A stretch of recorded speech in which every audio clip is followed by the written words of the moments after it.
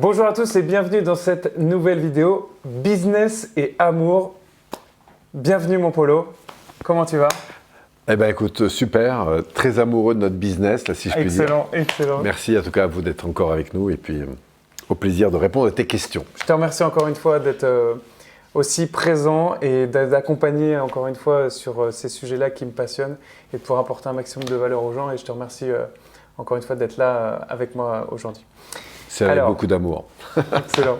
Alors justement, on a discuté ensemble sur ça, on se dit business, amour. Spontanément, je me suis dit, on parle de business, on parle d'amour, c'est deux domaines, valeurs hyper importantes. Et spontanément, on se dit, est-ce qu'il peut y avoir un lien entre les deux? Et c'est quoi l'amour? C'est quoi le business? Et quel lien tu fais entre les deux si tu en fais un? Alors, bon, le business, on en a un petit peu parlé, hein, c'est la capacité à développer une activité qui va servir par des produits ou des services, hein, une population donnée. Et puis du coup, on va créer une organisation, petite ou grande, autour de ça. Et donc, on va mettre en place des processus. Donc, c'est très mécanique. D'ailleurs, dans l'après-guerre, quand le business a commencé à se développer, on a créé des industries, on a automatisé à outrance. Moi, j'ai souvenir dans le monde automobile, où on mettait beaucoup de travail d'accompagnement de stratégie, c'est-à-dire de stratégie qualité. On était à fond process, robotisation, etc. Et puis un jour, on s'est rendu compte que derrière les process, eh bien, il y avait des personnes. Alors avant, on les chronométrait, ce qui a donné toute la vague taylorienne, hein, c'est-à-dire on a sur-robotisé. Et la personne avait très peu de place, c'était un numéro en fait, point barre. Puis après, on s'est rendu compte à quel point, pour faire plus de performance, on avait besoin, derrière les machines, d'avoir des êtres vivants, mais qui étaient des contributeurs. Pourquoi? Parce qu'on s'est rendu compte que l'avenir de l'entreprise, dans son évolution, l'avenir du service, des produits qu'on allait créer, eh bien, découlait énormément de la richesse qu'on était capable d'aller chercher dans la tête, dans le cœur et dans les comportements des personnes. Et pour ça, il fallait les responsabiliser. Donc on est passé par une phase dans cette histoire de l'évolution. On a commencé à parler de beaucoup de maintenance, parce que les machines, il faut les entretenir, de maintenance autonome. Et dans cette dimension de maintenance autonome, ce qui a commencé à naître, c'est la responsabilité. La responsabilité, justement, de la forme avec laquelle j'interagis avec ma machine, et de ce fait aussi avec mon équipe. Et à travers cette qualité d'interaction, finalement, on a découvert qu'il y avait une place à donner au cœur. Au cœur, c'est-à-dire à l'émotion, à ce que vit la personne. Et c'est là que, peu à peu, on l'a vu dans le monde automobile, moi j'ai plus de 15 000 heures d'intervention dans les industries, dans beaucoup d'entreprises. Et la place a été de plus en plus évidente, en fait, de donner aux opérateurs la capacité à prendre du recul, à réfléchir, à partager, et du coup, à donner une place. Et c'est là que l'amour rentre en jeu. L'amour, c'est quoi?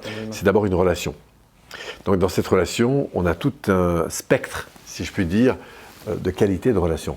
Il y a l'amour-possession, j'ai besoin de mon objet, je ne veux pas que tu me le casses, c'est à moi, c'est à moi, c'est à moi. Et ça, malheureusement, ça peut être une personne aussi, quelquefois. Hein, si tu ne fais pas ce que je te demande, je te tape dessus, hein, ça peut aller jusque-là, je te violente. Quand on voit aujourd'hui les drames que ça peut créer parfois, pourquoi est-ce qu'on est dans un amour très possessif, très dépendant, très malsain finalement, mais qui est complètement imbibé de peur, qui est imbibé de choses très compliquées sur un plan psychologique. Donc on est dans vraiment c'est de la relation, mais c'est c'est pas très beau, quoi. Après, on va monter un peu dans cette interaction, c'est-à-dire que là, on va avoir une place. Chacun sa place, alors on est dans une interaction, et on va apprécier cet échange, cette interaction pour l'interaction et pour la richesse que cette interaction monte. Donc on monte un peu dans l'ampleur de la chose. Après, on peut aimer l'autre pour sa différence, pour sa sensibilité, pour son intelligence, pour son talent, pour ses erreurs aussi parfois. Donc là, il y a un amour un peu plus inconditionnel, qui peut être traduit alors parfois par de l'attachement, parce qu'on a des liens familiaux, parce qu'on a des liens amicaux, parce qu'on a partagé des émotions ensemble. Donc on va aimer la personne pour ce qu'elle est, pour sa différence. On ne demande pas ce qu'elle nous ressemble, en fait, on l'aime pour sa différence. Et puis après, on peut monter encore, où là on se dit, waouh, cette personne, elle est tellement inspirante, elle me nourrit tellement, que j'ai vraiment de l'amour, non seulement pour ce qu'elle m'apporte, mais aussi parce qu'elle me donne envie d'être meilleur, elle me donne envie d'aller vers le haut, et je donnerai tout en fait. Et là, on est dans un amour de don, c'est-à-dire que je suis tellement admiratif de cette personne, ça peut être une femme que j'aime parce que je suis un homme, ou un homme que j'aime parce que je suis un homme, ou un ami, ou une situation, mais j'ai envie de donner le meilleur de moi pour cette personne. Là, on rentre dans des sphères plus élevées. Et puis après, on est même encore plus haut, c'est-à-dire je vais aimer cette personne pour ce qu'elle me permet de faire grandir chez moi, même si elle n'est pas d'accord, même si elle me secoue, même si elle me confronte. Et c'est très intéressant de commencer à aimer les situations, y compris pour ce qu'elles nous provoquent en termes de dérangement. Même quand elles sont inconfortables. Voilà, elles sont très inconfortables. Et là, c'est encore une relation qui monte encore. Voilà, et puis après, on va monter dans des sphères plus spirituelles. Donc je vais m'arrêter là sur la notion de reliance, de justesse, de place dans le monde. Donc c'est tout ça. Donc je pense que dans le business, le fait de comprendre mieux ces strates, eh bien ça permet de faire évoluer son business, en tout cas la manière dont on va le faire. C'est-à-dire que on n'est plus forcément sur une relation de type fonctionnel, mais on va passer sur une relation beaucoup plus émotionnelle, où la personne a une place qui est importante. Et moi, ce que je crois, c'est qu'on ne donne jamais autant que pour les gens qu'on aime. Quand on aime ses clients, on donne pour eux. Quand on aime ses salariés, on donne pour eux. Quand on aime ses patrons, on donne pour eux. Et c'est ça qui est très intéressant, c'est de rentrer dans cette dimension, à la fois, évidemment, qui est respectueux du cadre dans lequel on est, mais qui va nous permettre, en tout cas, de nous ouvrir à une intimité de plus en plus grande, de plus en plus profonde, c'est-à-dire une qualité de relation de plus en plus forte. On le voit aujourd'hui, par exemple, dans les masterminds, dans ces groupes comme ça, où on se retrouve ensemble, où on partage des choses. Et depuis toujours, il y a eu ces cercles, on l'a vu en Afrique, où les communautés se retrouvaient, il y avait les cercles des hommes, le cercle des femmes. Et pourquoi ? Parce que ces cercles sont des espaces de croissance. Pourquoi ? Parce qu'il y a une qualité d'échange, une intimité, une authenticité. Et c'est ça qui donne de l'accélération. Et quand on est dans des niveaux de relations aussi élevés, moi je le vis dans le cadre de mon entreprise, puisque j'ai la chance d'être avec des personnes, et je ne fais pas que de l'enseignement, on crée de la connexion. C'est ça que j'allais te demander, toi concrètement, en fait, dans ton entreprise, comment tu intègres l'amour dans ton business ? Pour moi, c'est une valeur très très importante. Alors, amour, après, il y a plusieurs étages. Il faut définir quel est le cadre de cette modalité d'amour. Je n'ai pas la même relation avec ma chérie, si vous voulez, qu'avec un partenaire ou un client, etc.